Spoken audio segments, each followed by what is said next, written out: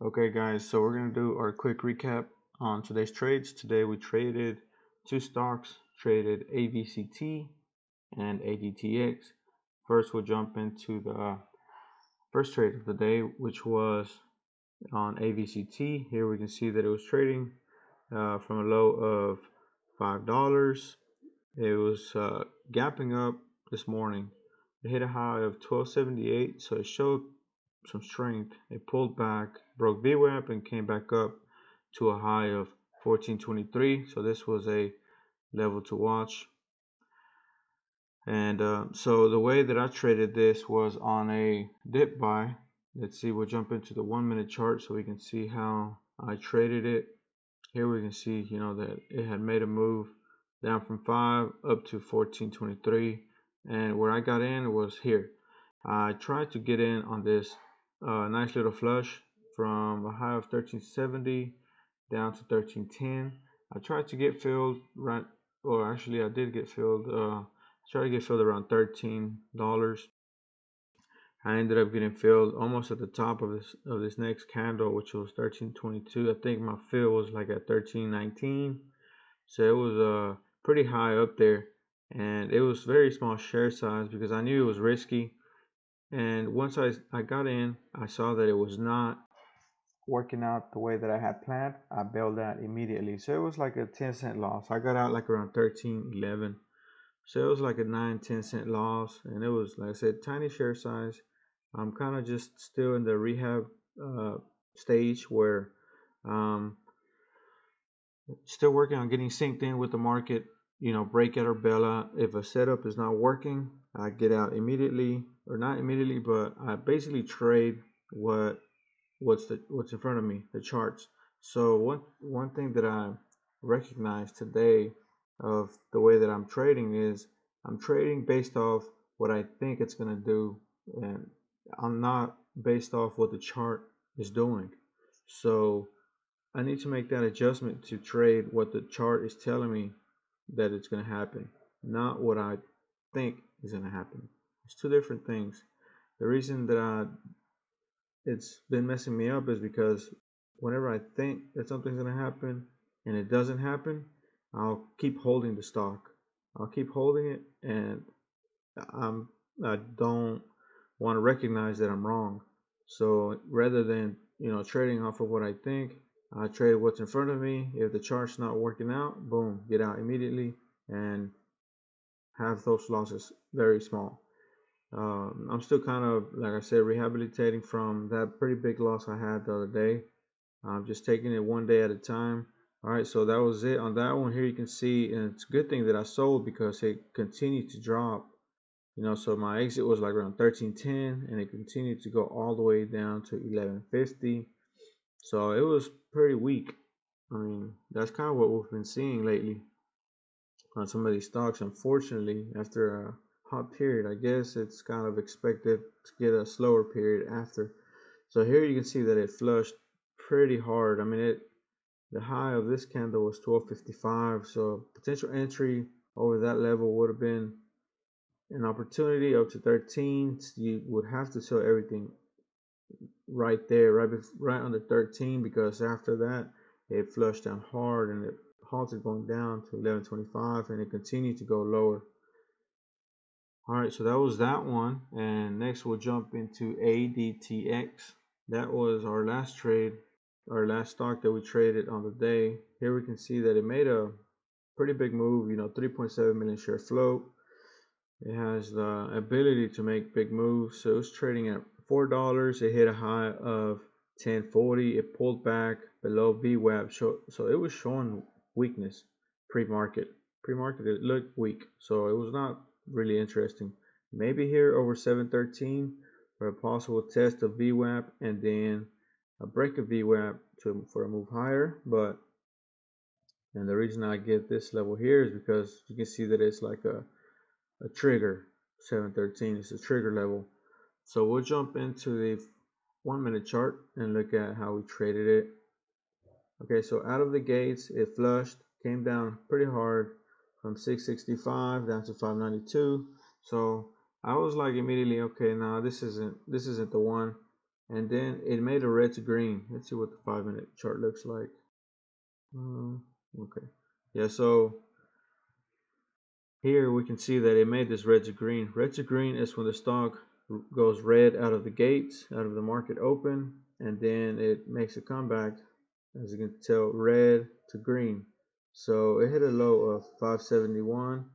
It came all the way back up to 676, a whole dollar per share move from that bottom position, and then it halted going up. So here's where it kind of, I was like, okay, well, this thing is showing potential. So I'm like, okay, well, I'm going to jump in. It is the first stock that halted on today. So people might be interested in this, to take a trade on it. Potential, since everything else seems pretty slow, this one might be the one. So the halt level was 676. I was waiting for resumption. It resumed at $7. I ended up getting filled around 710.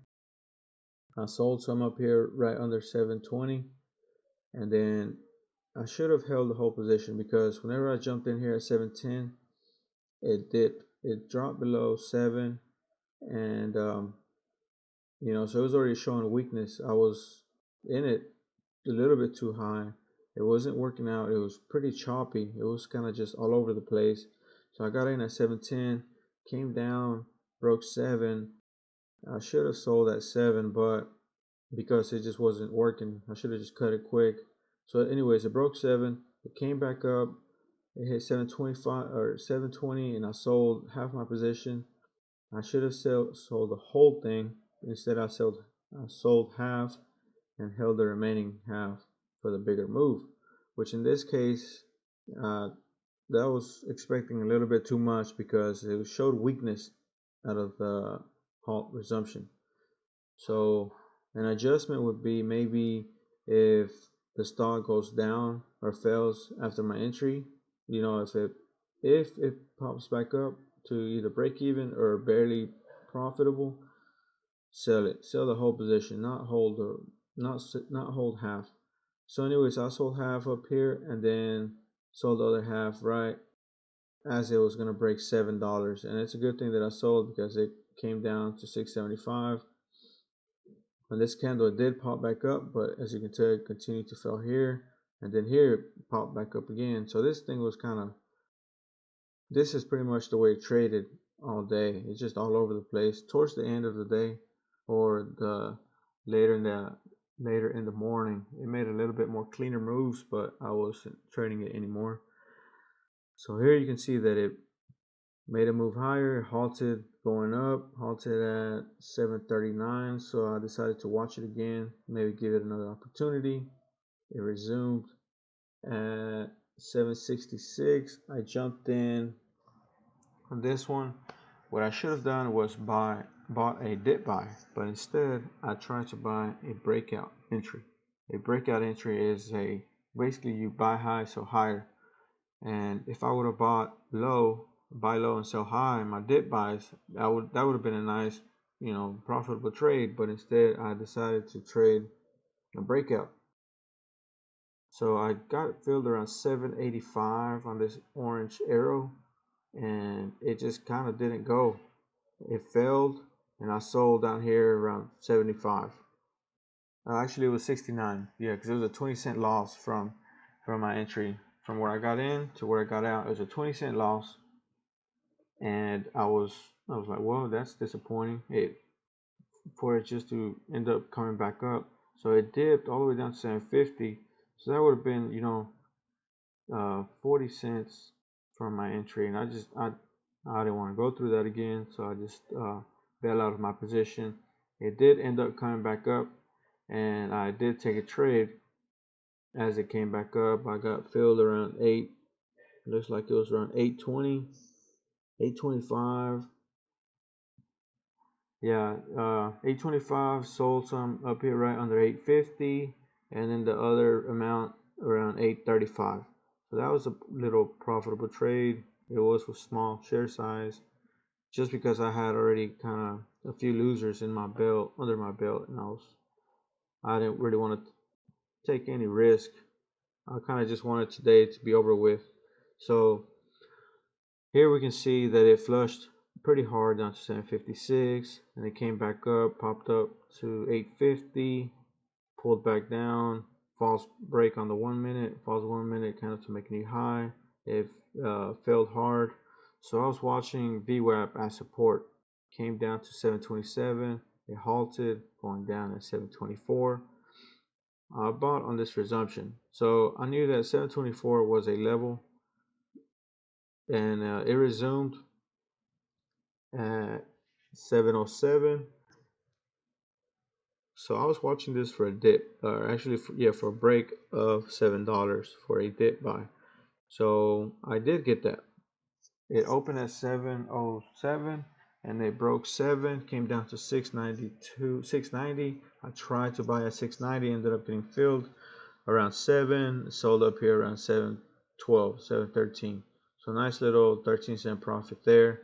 It did pop all the way back up to 25, 28. Could have held, but I decided to get out of the position. I was green basically almost as soon as I bought. So this one I could have afforded to hold it for the bigger move, but I just decided to take my profit and be done with it.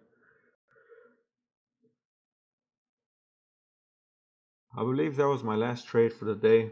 So I think, so, I'm not going to I'm not going to show how much I made or lost. I don't even know how much, and I'm not going to know until the end of the month to see where I end up at. But today it does feel like it was a break-even trade. We did have a few losers. We had a loser. This was maybe a break-even trade. So break-even, one loss, one winner, and then we had that small loss pre-market on the other stock. So, I'm kind of feels like a break-even day, which break-even is good with me. As long as it's not red, it's good with me. Even if it is a red day, like I said, we need those red days to remind us to be disciplined and in control, not trade emotionally. We need to be aware and patient. The trades will come to us. Just look for the right setup and be patient. Today there was really nothing that we can say worked cleanly. It was pretty choppy out of halts. So maybe keep an eye on that.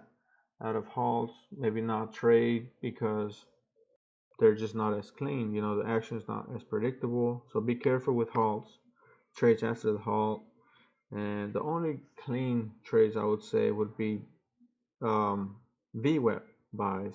We did have some pretty clean vwap trade opportunities. So that might be something to keep an eye on. And then here we had this break of vwap. So far, it seems like the vwap is being respected for the most part. So we'll just keep that in mind. All right, guys, that's it for today. Thank you.